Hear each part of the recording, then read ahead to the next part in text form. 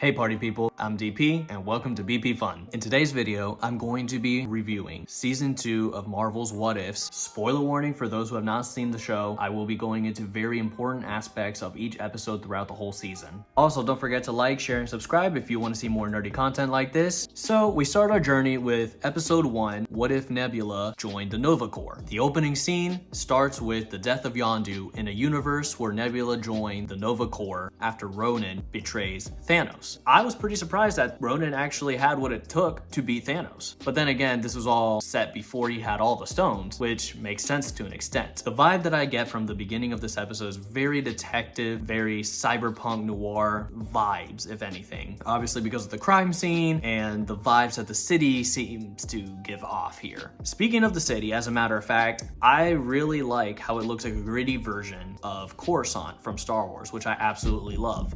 There is also a mystery afoot in this episode, which pretty drastically contrasts other MCU movies and shows out there. And there's even one of my favorite scenes where Nebula is walking into a casino/nightclub, the same way that Robert Pattinson's Batman walks or barges right into a nightclub. And even the soundtrack, which was beautifully composed by Laura Cartman, makes this episode pop out more with the feelings that one gets when they're watching a mystery or noir adventure. The end credits theme for this episode was also very Stranger Things-esque as well, which I absolutely loved as well. Now, one big thing that I think could have been a little better would be Karen Gillan's voice acting in some parts where it just seemed really bland. Even though I understand that that is her normal voice, her normal tone, it just felt like it was a bit low energy. And the scream that she did when she was jumping off of that waterfall, it seemed a bit forced, personally, for my taste. That's about the only thing that I didn't like about that episode. But all in all, this season did not start out with a very strong episode, to be honest, but I would rate this story a 6 out of 10. It wasn't the best. It was definitely a very interesting episode to say the least, and the story was pretty okay, but the way that it was executed could have been so much better, and it had so much potential. So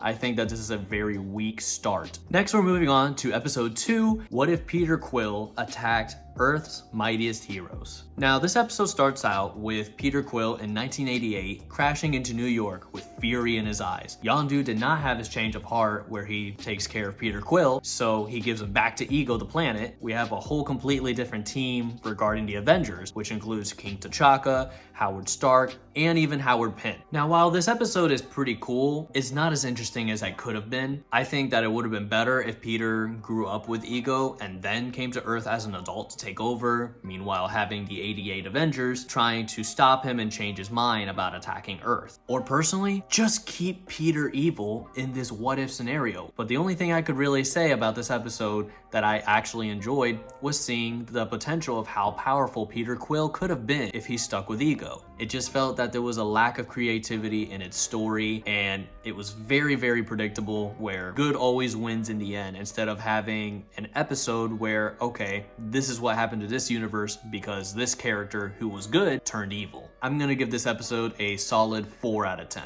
due to the messy stories, the messy characters, and the fact that they didn't even clarify half of the characters and who they were. I couldn't even tell if one of the characters was Wasp and whether the other one was Captain America or Captain Marvel. It was lazy and it was just confusing in its writing in its entirety. The animation was great for it all, but the level of storytelling was astronomically lower than its predecessor. Next on the list here is What If Happy Hogan Saved Christmas? We start with the Watcher telling the Yuletide story of the Avengers, which brings back a lot of the original cast, which is pretty cool. We also see the return of Agent Hill. It is clear that this takes place after Iron Man 2, with Justin Hammer of Hammer Industries coming back to essentially Grinch Christmas out of revenge towards Tony and now the complete team of the Avengers. It also seems at this point that the Ultron project from Avengers 2 seems to be a success because we see Tony Stark's Iron Man drones helping Happy Hogan set up for Christmas until they get hacked by Jack Hammer's technology. Now, let me first start out that this is actually one of the more interesting episodes. We have Happy Hogan accidentally inject himself with Hulk's blood, which is pretty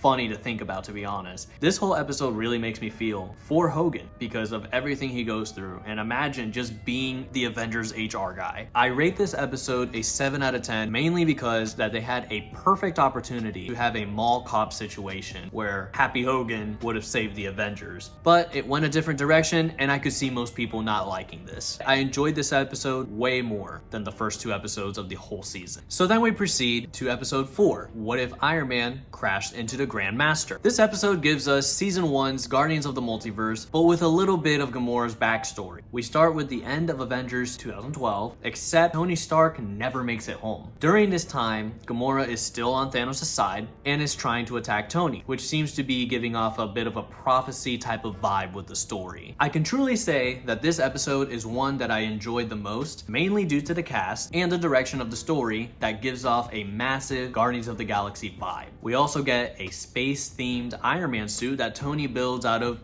you guessed it, spare parts. This also gives you a very post-apocalyptic Mad Max Mario Kart type of feeling. And even the soundtrack is just super fun and exciting as you feel the thrills from the intensity of the dire stakes at hand. I give this episode a solid 8 out of 10, but the only thing I wish that we would have had better was a better explanation as to how Gamora even got to where she is with the Guardians of the Multiverse. Other than that, I truly enjoyed this episode the most because of how I actually laughed. Next up is episode 5, What If Captain Carter Fought the Hydra Stomper? This episode starts off with the Battle of New York, but instead of Captain America leading the Avengers, it's Captain Carter leading the Avengers. This episode literally starts off with a packing punch, and it seems that they keep the same relationship aspects of Cap and Black Widow as they flirt with each other, which is very interesting that they keep that aspect of those characters. But in this episode, it takes no time to immediately spring into action as Carter meets Steve in the Hydra Stomper after not seeing him for many years. This episode gave me Winter Soldier vibes, which makes me like this episode. Not to mention that it's interesting that they reverse the roles, where Steve is hunting down Bucky Barnes. Pretty crazy, to be honest with you. This was also more of a Black Widow type of vibe towards the middle of the episode as we deep dive into the Red Room that has mind-controlled Steve Rogers. But Natasha has some serious family issues with her mom. If you know, you know. The soundtrack was also pretty exciting as well. Overall, this episode was very enjoyable. I give it a 7.5 out of 10 because the story was very interesting. But I will say that the ending of this episode was definitely rushed, as most episodes seem to be. I wish that they would take time to develop the relationships and allow for a character to take time to make a decision rather than just say, "You son of a bitch, I'm in." But I will admit, it was a very cool episode. Next one up is episode 6, What If Kahori Reshaped the World? To be completely honest with you, I had no idea what to expect, as Kahori is an original MCU character made for this show, so I came in with a fresh mind. But we start this episode off with a bang as fire destroys Asgard, kills Odin as he held the Tesseract before he could give it to Earth for safekeeping. This episode is a bit unclear on what the time period is at first, except it might honestly be during the Spanish Inquisition era, especially since the colonizers were speaking in Spanish, which is an interesting period to choose for a Marvel episode. Fun fact, Marvel actually decided to have this entire episode in the language of the Mohawk Nation for the Native Americans, which I think is a truly wonderful way to include a whole different culture into the MCU. I actually really like how this episode dives into a sort of spirit world when Kahori falls into the Forbidden Lake. I think it would be really fascinating to see Kahori in future projects if somehow possible, especially when she gains her powers while being trapped in the spirit world. Regarding the world that she's trapped in, it gives me major Avatar Blue Alien vibes with how beautiful and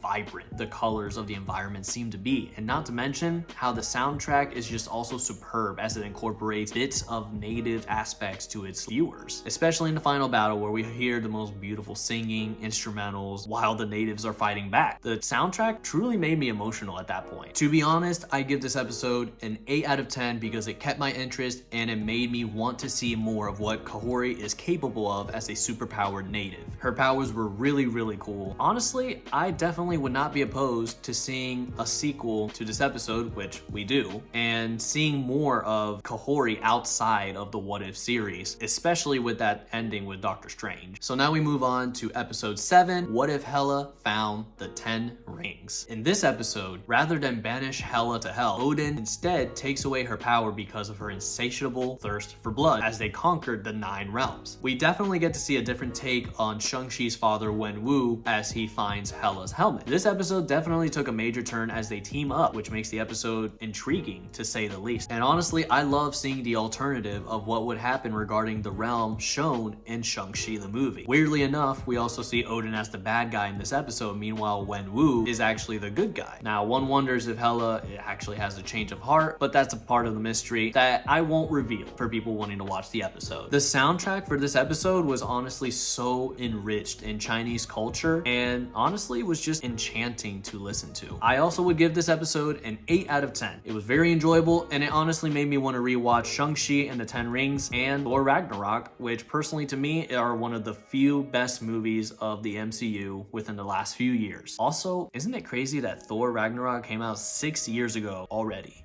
I feel old. Then we have episode 8, What If the Avengers Assembled in 1602. This episode starts off with a Shakespearean twist as we see all of our favorite characters in Elizabethan clothes. What got me was the way that everyone was speaking, which that's honestly one of my favorite aspects of the show. I mean, imagine the Hulk screaming as if he were in a Shakespearean play. Well, you don't have to imagine it anymore. I also think that it was super cool seeing some of the characters' unique costume changes changing from their modern day look to this era, and even the weapons they used were very unique as well. My favorite had to be seeing Steve Rogers as the Robin Hood figure and Thor being the king, and rather using Mjolnir as his weapon, he uses the Allfather sword given to him from the King of Wakanda. It's very fascinating stuff. Honestly, I give this episode a 7.5 out of 10 since they could have done a lot more with the characters and a lot more with more characters, changing them into Shakespearean era characters, which I think that would have been really interesting to see. They honestly still managed to make the episode pretty damn interesting to say the least. But what is cool is that some of the episodes have a canonical story where the finale they'll have some of the characters from each of the episodes as they did in the season 1 of What Ifs. A big example would be the end of this episode where we have Strange Supreme visiting Peggy Carter after saving the 1602 universe, which leads into the season finale. And now the last episode, episode 9,